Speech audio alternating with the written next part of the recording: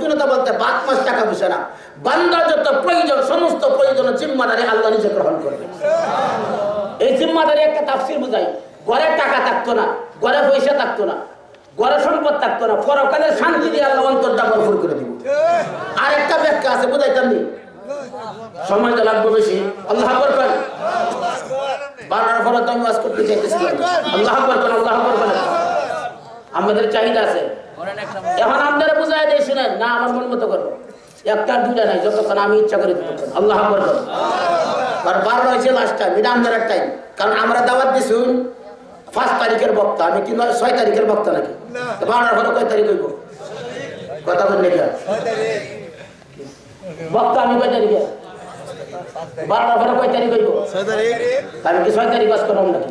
6 তারিখ করে আমার ইচ্ছা আমরা করে দিতাম। কথা কয় না, ঠিক না? ঠিক নেই, খুব খেয়াল করে বুঝবেন, খুব খেয়াল করে কথাটা বুঝবেন।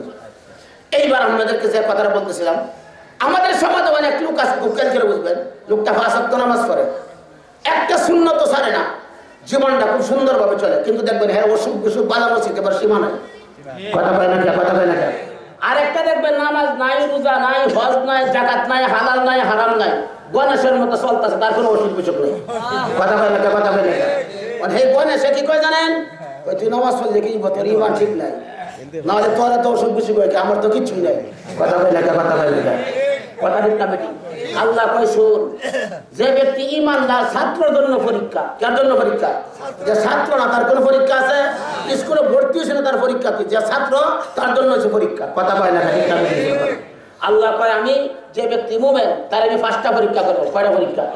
আল্লাহ কোরআনে বলেন ওয়ালা নাবলুওয়ান্নাকুম বিশাইইম মিনাল খাউফি ওয়াল জু'ই ওয়া নাকসিম মিনাল আমওয়ালি ওয়াল আনফুসি ওয়াস সামারাত ওয়া বাশশিরিস সাবিরিন। আল্লাহ কো ইমানদারকে প্রথম পরীক্ষা হইব খাউফ ভয়, ওয়াল জু'ই ক্ষুধার্ত অবস্থা, ওয়া নাকসিম মিনাল আমওয়াল তার মাল সম্পদ নষ্ট করে দিব, ওয়াল আনফুস শারীরিক কষ্ট দিব, হ্যাঁ সামারাত বাগান টাগান ফল ফলাদি নষ্ট করে দিব। আল্লাহ কবা সিরিস সাবির সবরকারী সুসংবাদ। আল্লাহু আকবার করে আল্লাহ সবরকারী কি সুসংবাদ ভালো করে শুনছে। আল্লাহ দুনিয়াতে ছোট মুসিবত দিয়া বড় মুসিবত থেকে আল্লাহ রক্ষা করবে। আল্লাহ আকবার করে। আর একটা ঘটনা আমি শোনাই, শুনবেন, আশ্চর্য হবেন। এক বাদশা আছে, কিতাবের মধ্যে আছে, এক বাদশা, সে বাণিজ্য করে, ব্যবসা করে। প্রতি বছর বাদশার দরবারে একজন খ্রিস্টান কর্মচারী আছে, খ্রিস্টান, এই খ্রিস্টানকে নিয়ে আসে সফর করে। ইমাম সাহেব একদিন বলতেছে, বাদশা খ্রিস্টান রইল মুসলমানের চির দুশমন। কথা ঠিক?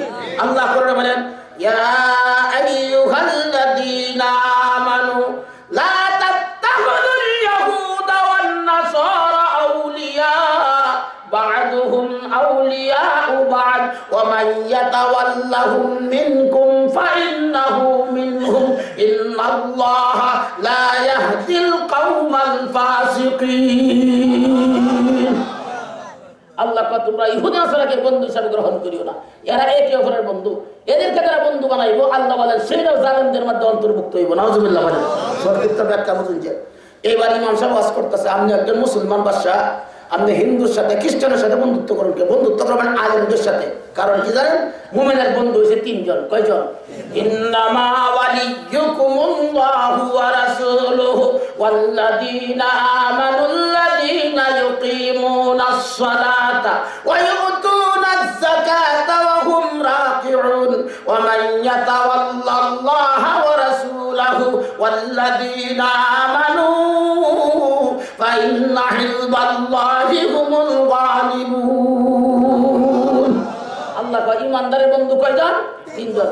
একজন আল্লাহ, রাসূল এবং ইমানদার। এই 3 জনের গুণ কি? আল্লাহ যারা ইউকিমুনাস সালাত নামাজ কায়েম করে, যাকাত দেয় এবং বিনয়ী, এই 3 গুণের ব্যক্তিকে যে ব্যক্তি বন্ধু বানাইবো আল্লাহ বলেন ওয়া মান ইয়াতাওয়াল্লাল্লাহা ওয়া রাসূলাহু ওয়াল্লাযীনা আমানু ফাইন্না হিজবাল্লাহি হুমুল গালিবুন। তারা হলো বিজয়ী বান্দা। আল্লাহ আকবার। বাদশা যখন ওয়াজ করছে তখন বাদশার মনটা নরম হয়ে গেছে। কয় ঠিক আছে হুজুর, আর আমি এই জালেমকে নিয়ে, এই খ্রিস্টানকে নিয়ে সফর করতাম না, সফর কোনো আমদারে দিয়া। আল্লাহ আকবার। আমাকে নিয়ে সফর করলে আমাদের 40 দিনে কাদের নামাজ পড়ন লাগবে। আল্লাহ আকবার। 40 দিনে কাদের নামাজ পড়া লাভ কি? মান সাল্লা লিল্লাহি 40 ইয়াওমান ফি জামাআতি ইউদরিকুত তাকবীরাতাল উলা কুতিবা লাহু বারাআতানি ওয়া মিনান নিফাক। আল্লাহু আকবার।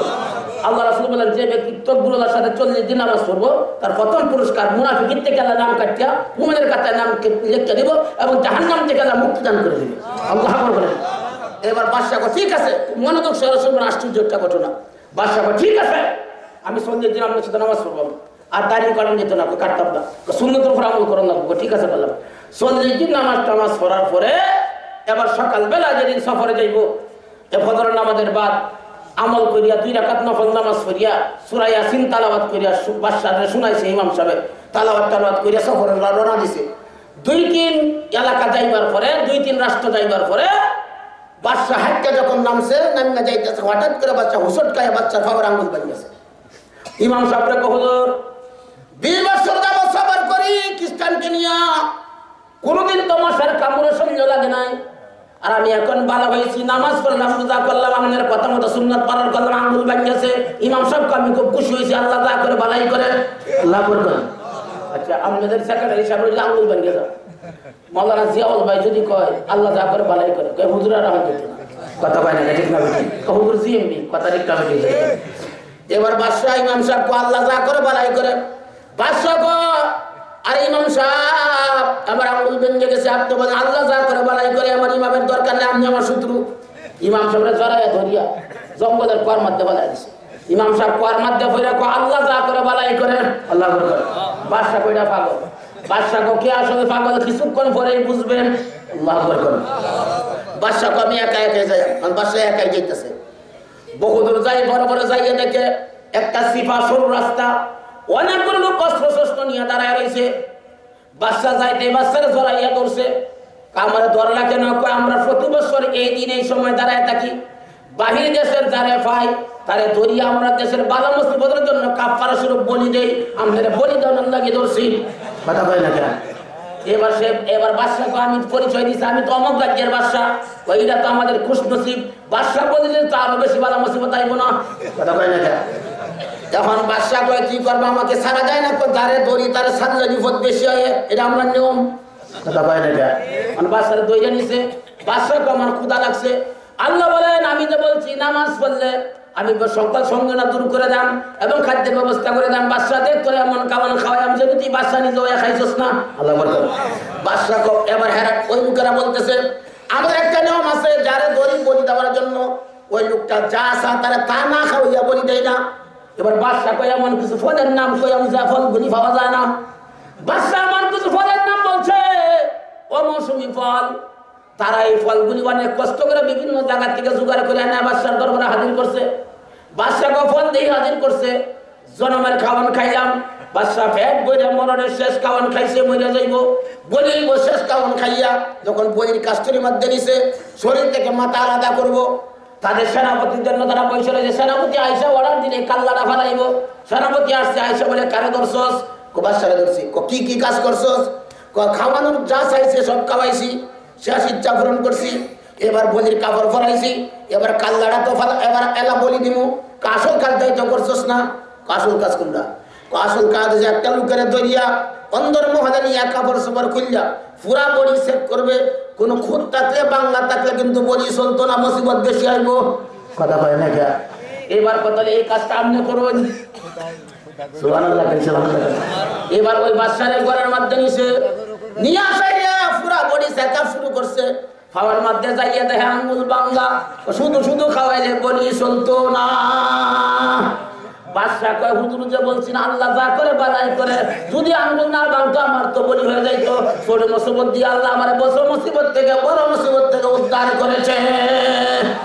আগে কইছেন হুজুররা পাগল, এখন তো হুজুরি আমার বাপ, কথা কয় না কে?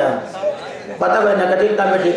এবার তোর ফেরে আব্বা কই আছে, যা দেখে হুজুর কর মধ্যে পড়া জিকির করে আল্লাহ আল্লাহ আল্লাহ, তুমি যা করে বালাই করো, ওমাইয়া তাওয়াক্কাল আলাল্লাহি ফাহুয়া হাসবু, আল্লাহু আকবার। আল্লাহ যা করে বালাই করে।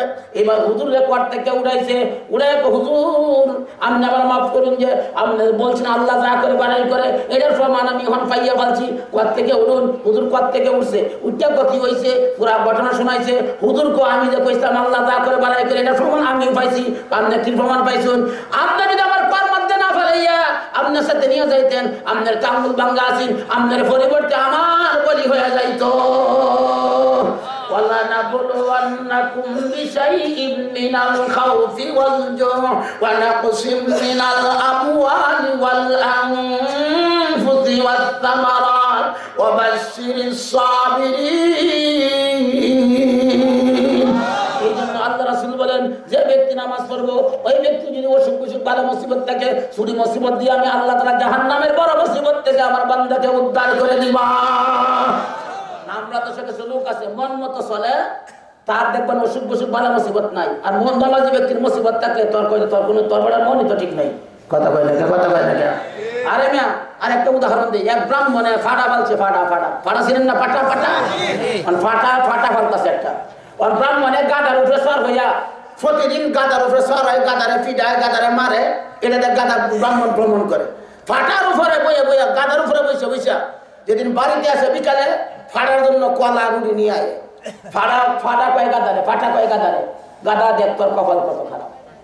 প্রতিদিন তোর উপরে সর হয় আর তোর সাবক মারে, আর তোর উপরে সর হয়ে আমার রুটি কলাই নিয়ে খাওয়া, দেখ আমার কত মহব্বত করে।